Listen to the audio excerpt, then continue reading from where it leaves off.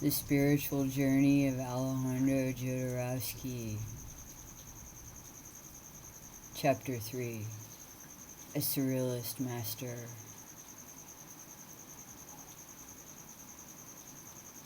Everything consisted of a murky, infinite call which, little by little, was stifled by the shadows of the night. Silver cane, vertigo, aplausos, hitman on credit. When I woke up after a 10-hour sleep, I called the master. Ejo, do you remember the last thing you told me yesterday? I was wondering if perhaps too much sake was... He interrupted me. A great Japanese poet wrote, "To remain silent in order to appear wise is despicable. Better to get drunk on sake and sing." A poet from your own country, Pablo Neruda, once exclaimed, "May God preserve me from fabricating things when I sing." What I told you yesterday, I repeat today. Go see my friend Lenora. But Ejo, it is you I want to study with. Do not be deceived, Alejandro. Empty mind does not mean empty heart. Perfection is empty mind and full heart. You can rid yourself of concepts, but not of feelings. Little by little, you must empty your head and go into your heart, gathering and refining until you arrive at the sublime state which you call happiness. According to what you have told me, you have not yet finished with the bitterness you harbor towards your mother. Feeling deprived of this essential tenderness, you are still an angry child who rejects women in every domain except that of sex. You think that you can learn only from men. The archetype of the cosmic father dominates your actions. The great mother is still surrounded with shadows. Before continuing to unravel koans, go and lay down your sword before the flower. Bow down to her. Without knowing it, you have always been waiting for this. You are an artist, as is Lenora. She is the being appropriate for you. Let her give you the inner woman who is so lacking in you. The little I knew about Lenora Carrington was gleaned from what I had read in André Breton's Anthologie de la Humaine Noire. He described her in these terms. Those respectable people who, for a dozen years, had invited her to dine in a prestigious restaurant have still not recovered from the embarrassment when they noticed that, while continuing to take part in the conversation, she had taken off her shoes and meticulously covered her feet in mustard. I also knew she had been the mistress of Max Ernst. When the painter was imprisoned in Spain by the Franco regime, she underwent a crisis of madness. After recovering from this, she described it in her book, Memoirs d'un Bus. From that time on, she had abolished definitely the walls that separate reason from the realm of dreams. She had a mythic reputation among Mexican painters. She was an incarnation of the most extreme surrealism. During a party, Louise Benuel, seduced by Carrington's beauty and emboldened by the notion that she had transcended all bourgeoisie morality, proposed, with his characteristic bluntness, that she become his mistress. Without even waiting for her answer, he gave her the key to the secret studio that he used as a love nest and told her to meet him at 3 o'clock the next afternoon. Early the next morning, Lenora went to visit the place alone. She found it tasteless. It looked exactly like a motel room. Taking advantage of the fact that she was in her menstrual period, she covered her hands with blood and then used them to make bloody handprints all over the walls in order to provide a bit of decoration for that anonymous, impersonal room. Benwell never spoke to her again. When I arrived at her place, a house with no facade, just a bare stone wall with a high window and a narrow door on Chihuahua Street, I was surprised to notice that I was trembling from head to toe. An absurd, uncontrollable shyness made me unable to even ring the bell. I remained standing, petrified, for at least half an hour. I knew she was waiting for me, but I felt incapable of taking action before this prison-like dwelling. There arrived a small woman with a strong and youthful body, pulling a little cart full of vegetables, fruits, and cigarette cartons. "Are you the mime that the Japanese sent us? I'm Katie Horna, Hungarian photographer, and I'm Lenora's oldest friend." She lit a cigarette and began speaking rapidly without waiting for any response from me. She paused in her talk only to take quick drags from her cigarette. Her Spanish was poor, and she punctuated her verbiage with many large gestures. "Last night I dreamed of 3 phrases. When I woke up, it was as if I had brought them into the light. They were already in my life, like a sort of cyst. Everything I know, I receive in dreams. Sentences come to me fully composed. When I wake up, my behavior changes. I leave a country sometimes. I try to kill someone. Live like a star. Eliminate the superfluous. Concrete manifestation. What do you think of that? The stars shine without worrying about the darkness of the planets. The sun and the moon use no ornaments. Matter contains everything. By the way, I have some of my photographs in this envelope. Would you like to see them?" Without waiting for my answer, she brought them out and displayed them one by one with great rapidity. They were portraits of beggars, survivors of concentration camps, and mentally ill women of the Spanish Civil War, and the children in misery. All of them seemed to have the face of Christ. All of them seemed to be waiting, certain of not being disappointed. Good dreams always come true in the end. Then she rang the bell herself, murmuring, "To want, to dare, to be able, to obey." Her skirt, made of ordinary cloth, was blown up by the wind, but she paid no attention. With a creaking of rusty hinges, the door opened slowly. I walked into a cold, dark, hostile room. From the floor above, someone had been pulling on a cord that lifted the bolt. With a dry mouth, I climbed the stairs. I had just turned 30. According to what Breton said, Lenora was born in 1907, which meant I would be meeting a woman of 52. I feared that I would be received by an old miser whose shadow had the form of a tarantula. In those days, age was associated with ugliness in my mind. I was pleasantly surprised. I beheld a being rather than a woman standing at the top of the stairs. I perceived rather than a body, a kind of silhouette, like a concrete shadow, and 2 eyes shining with an impulsive yet crystal clear spirit. Her very look seemed to be made of soul stuff. Confronted with this intensity, any formalities, any masks I might have worn fell from me like dead leaves. To enter into the mind of such a woman was as if I was being immersed and baptized. My voice changed. My gestures seemed to rediscover a forgotten delicacy. My consciousness lit up like a flame. I knew that I would never be the same after this encounter. Much later, she wrote me a letter about what she had felt at this moment.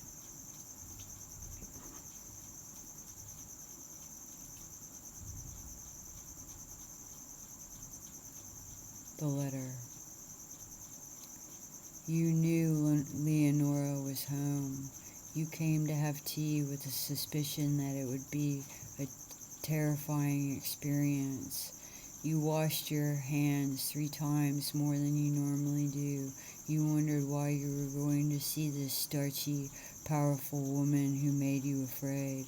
You could not decide which was more courageous, to go there or to leave without saying anything. As for me, I had already made my preparations to petrify you with respect. I savored your discomfort, which radiated an enchanting stench that would be able to make me into a goddess for a certain time. You entered into a room perfectly designed to make you feel claustrophobic, so that you moved with difficulty among my traps. You realized that there was an egg stain on your coat that began to shine like the setting sun before my eyes. In despair, you wondered if your fly was open. You did not want to, but I insisted you sit on the couch between the 2 Anubises in the tapestry covering it. You barely allowed yourself to cross your legs. For in any other moment, movement would have seemed an outrage. With panic, you looked at the tea and dry biscuits, for you felt you were being observed while you committed the pornographic act of drinking and worse, eating in my presence. At that moment, an owl came down the chimney and disappeared in my bust. Your heart beat with an infinite compassion, for you suddenly understood my lamentable condition. In my own way, I ask you to deliver me, a deliverance that you alone can give me. Is it you, then, who will set chance in motion? Although expressed in a surrealist language, this description corresponds perfectly to what I was feeling at that time. If the outside of the house was like a prison, the inside was the magical extension of her mind. The painter and artist was in every piece of furniture, every object, in each of the many plants that flourished in every corner. Sitting here and there were large, delicate dolls, some of them hanging from the ceiling, swinging slowly like pendulums. The armchairs were covered with tapestries that glittered with strange symbols. The one covering the couch featured 2 godlike young men with dogs' heads squatting and looking at each other. With an imperious gesture of her white-gloved hand, Leonora bade me sit between these 2 men. Then she spoke with a strong English accent.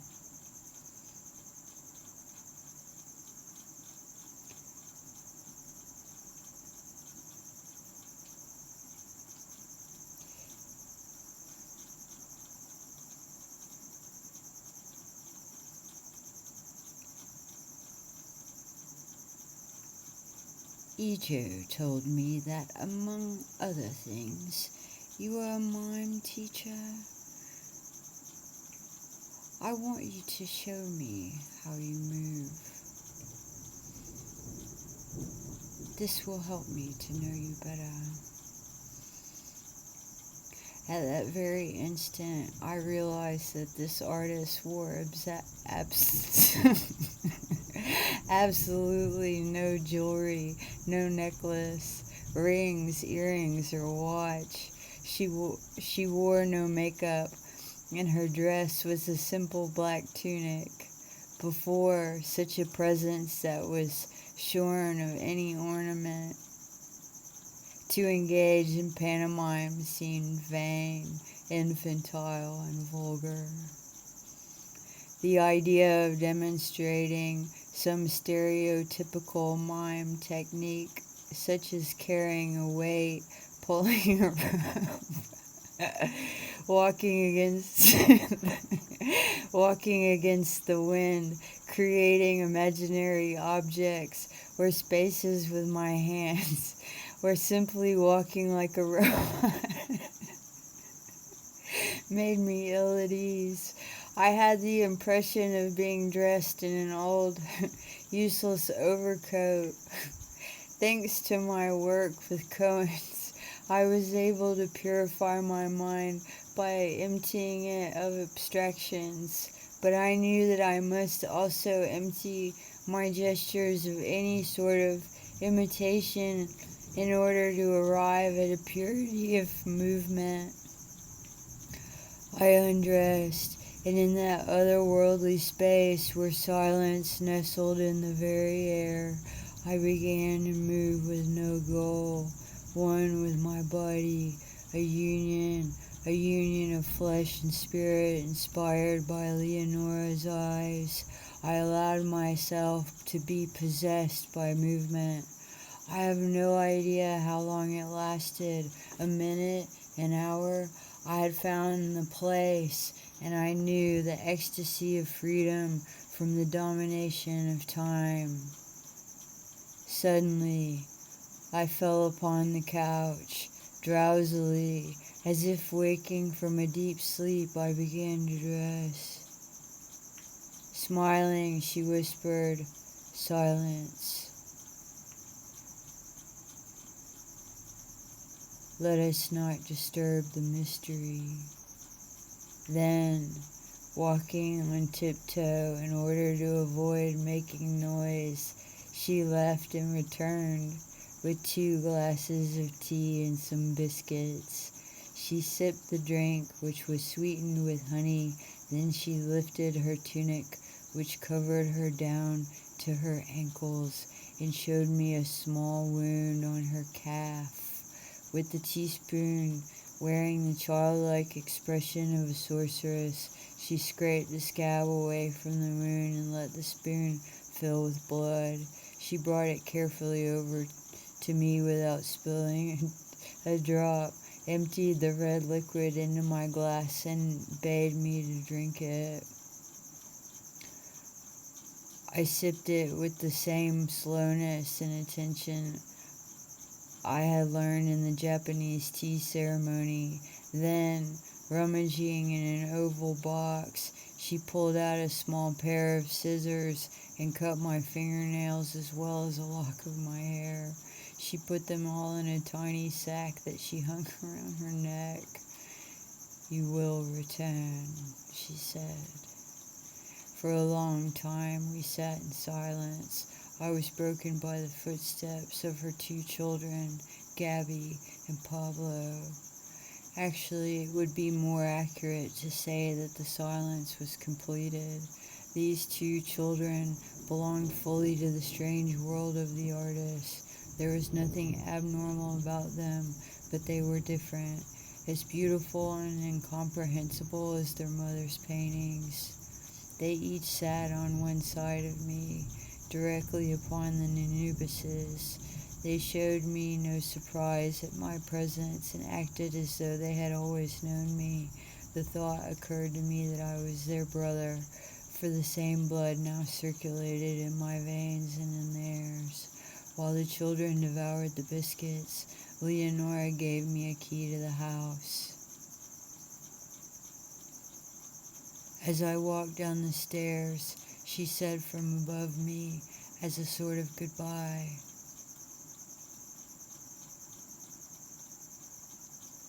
"I am 9 doors. I shall open the one on which you knock." That night I could not sleep. It was 3 o'clock in the morning and my eyes were wide open. I was possessed. I could feel this woman in my blood like a boat moving upstream, Come, come, she was saying with a voice that seemed to emerge from a distant past. I got dressed, went outside, ran through the streets until I was out of breath and arrived at her house, opening the door silently with my key and making no noise on the stairs. From the room that served as her painting studio, I saw the flickering light of a candle, and I heard her voice reciting a litany. Hydra, the watchdog, wagged her tail and let me pass without growling. I saw Lenora seated on a wooden throne whose back was carved with the bust of an angel, naked except for a Jewish prayer shawl, her gaze fixed, unblinking, and focused on infinity. She seemed like a figure on the prow of a ship from an ancient civilization. She had left the world of the rational. She continued to recite in English, taking no notice of my presence. I sat on the floor facing her. There was little left of any individuality in her. She seemed possessed simultaneously by all the women who had ever existed. The words poured out of her mouth like an endless river of invisible insects. I remember a few of her verses.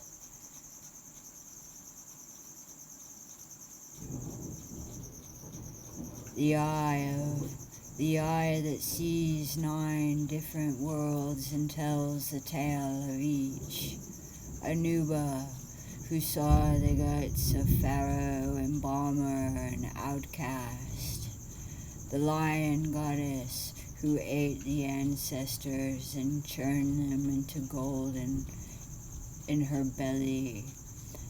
The lunatic and fool, meat for worse fools than I. The bitch of Sirius landed here from the terrible hyperbole to howl at the moon. The bamboo in the hand of Hung Po, the queen bee in the entrails of Samson's dead lion, the tears of the archangel that melted again, the solitary joke made by the snow queen in her higher mathematics, the gypsy who brought the first greasy tarot from Venus, the tree of wisdom whose 13 branches lead eternally back again, the 11th commandment, thou shalt despise no being.